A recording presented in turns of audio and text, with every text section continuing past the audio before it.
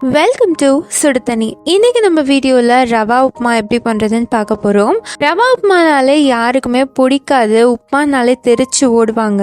ஆனால் எங்கள் வீட்டில் அப்படி கிடையாது, எப்போவுமே உப்மா வச்சா சந்தோஷமாக சாப்பிடுவாங்க. ஏன்னா உப்மா செய்கிற விதத்தில் செஞ்சோன்னா அதோட டேஸ்ட் அல்டிமேட்டாக இருக்கும். அது எப்படி பண்ணுறதுன்ட்டு இந்த வீடியோவில் நம்ம பார்க்கலாம். இனிமேல் டெய்லி உங்கள் வீட்டில் உப்மா வச்சாலும் அள்ளிக்காமல் சாப்பிடுவாங்க. இதோட இன்க்ரீடியன்ஸை நான் டிஸ்கிரிப்ஷன் பாக்ஸில் கொடுக்குறேன். இப்போ வாங்க சேர்ந்து சமைக்கலாம். ஃபர்ஸ்ட் இதுக்கு ஒரு கடாயில் 1/2 கப் ரவை சேர்த்துக்கிறேன். இனிஷியலாக ரவையை நல்லா வறுத்துக்கோங்க. நான் இன்றைக்கி 1/2 கப் ரவையில் ரொம்ப மினிமமாக செஞ்சு காட்டுறேன். ஸோ உங்களுக்கு அதிகமாக பண்ணணுன்னா நீங்கள் அப்படியே டபுள் பண்ணிக்கலாம். 1/2 கப் ரவைக்கு நான் எவ்வளோ வெங்காயம் எவ்வளோ பச்சை மிளகாய் சேர்க்குறேனோ ரவையை இன்க்ரீஸ் பண்ணும்போது இந்த வெங்காயம் பச்சை மிளகாவையும் இன்க்ரீஸ் பண்ணணும். அப்போ தான் டேஸ்ட் பேலன்ஸ் ஆகும், இல்லாட்டி உப்புமா சப்புன்னு தான் இருக்கும். இப்போது ரவை கொஞ்சம் சூடாகிற அளவுக்கு நீங்கள் வறுத்துக்கிட்டிங்கன்னா போதும், ரொம்ப கலர் மாறணுன்ட்டு இல்லை. இப்போ இதை எடுத்து தனியாக வச்சிடலாம். அடுத்து இதே கடாயில் 2 டீஸ்பூன் நெய் சேர்த்துக்கோங்க. இதில் ஒரு 6-7 முந்திரி பருப்பு சேர்த்துக்கலாம். சேர்த்துட்டு முந்திரி பருப்பையும் நல்லா வறுத்துக்கோங்க. உப்புமா பண்ணும்போது நெய்யில் பண்ணுங்கள், எண்ணெயை விட நெய் சேர்க்கும் போது ரொம்பவே டேஸ்ட்டாக இருக்கும். இதை எடுத்து தனியாக வச்சிடலாம்.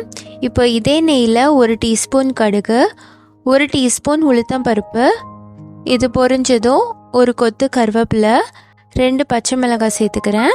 நான் லைட்டாக கீறி விட்டுட்டு சேர்த்துக்கிறேன். இதோட 2 மீடியம் சைஸ் வெங்காயம், 3/4 டீஸ்பூன் உப்பு சேர்த்துட்டு இதை நல்லா வதக்கிடலாம். இதில் முக்கியமான விஷயம், காரத்துக்கு நம்ம சேர்க்குற பச்சை மிளகாவும் இந்த வெங்காயமும் தான். சில பேர் வெங்காயம் கூட சேர்க்காம வெறுமனை உப்புமா பண்ணுவாங்க, அது டேஸ்டே கொடுக்காது. இந்த வெங்காயம் சேர்க்கறது மட்டும் பார்த்தாது, நம்ம இந்த வெங்காயத்தை நல்லா வதக்கணும். லைட்டாக அது கலர் சேஞ்ச் ஆகி ப்ரௌன் கலரில் வர அளவுக்கு வதக்கி நீங்கள் அதுக்கப்புறம் ரவையை சேர்த்தாதான் அதோட டேஸ்ட் ரொம்பவே நல்லாயிருக்கும். இப்போ பார்த்தீங்கன்னா வெங்காயம் நல்லா வதங்கியிருக்கு.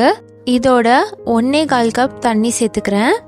1/2க்கு 1ங்கிறது கரெக்டாக இருக்கும். கூட கொஞ்சம் சேர்த்திங்கன்னா உப்புமா கொஞ்சம் சாஃப்டாக வரும்.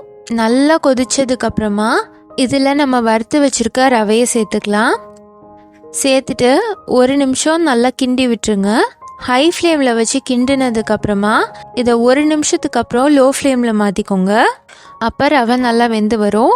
இதை லைட்டாக நீங்கள் மூடி கூட வச்சுக்கலாம். ஒரு 2-3 நிமிஷம் நல்லா வேக விட்டதுக்கப்புறம் இதை ஓப்பன் பண்ணிடலாம். இப்போ பார்த்தீங்கன்னா நல்லா சாஃப்டாக இது ரெடி ஆகிடுச்சு. இப்போ அடுப்பை ஆஃப் பண்ணிவிட்டு நல்லா மிக்ஸ் பண்ணி விட்டுருங்க. இதில் நம்ம ஆல்ரெடி வறுத்து வச்சுருக்க முந்திரி பருப்பை சேர்த்துக்கலாம். சேர்த்துட்டு நல்லா மிக்ஸ் பண்ணி விட்டுருங்க. அவ்வளோதான், நம்மளோட சூப்பரான ரவா உப்புமா ரெடி ஆகிடுச்சு. இதை கண்டிப்பாக பண்ணி காட்டணுங்கிறதுக்காக தான் இந்த வீடியோவை நான் போஸ்ட் பண்ணியிருக்கேன். உப்புமாங்கிறது நிறைய பேருக்கு பிடிக்காத ரெசிபியாகவே இருக்கும். ஆனால் சில பேர் உப்புமா தான் ரொம்ப பிடிக்கும்னு சொல்லுவாங்க. காரணம் அவங்க இந்த மாதிரி ஒரு டேஸ்டான உப்புமா செஞ்சு சாப்பிட்ருப்பாங்க. கண்டிப்பாக நீங்களும் இதே மெத்தடில் உப்புமா செஞ்சு பார்த்துட்டு எப்படி இருந்துச்சுன்னு சொல்லி கமெண்ட்டில் சொல்லுங்கள். இந்த வீடியோ உங்களுக்கு பிடிச்சிருந்தா லைக் பண்ணுங்கள், சுடுதண்ணி சேனலை சப்ஸ்கிரைப் பண்ணுங்கள். தேங்க்யூ.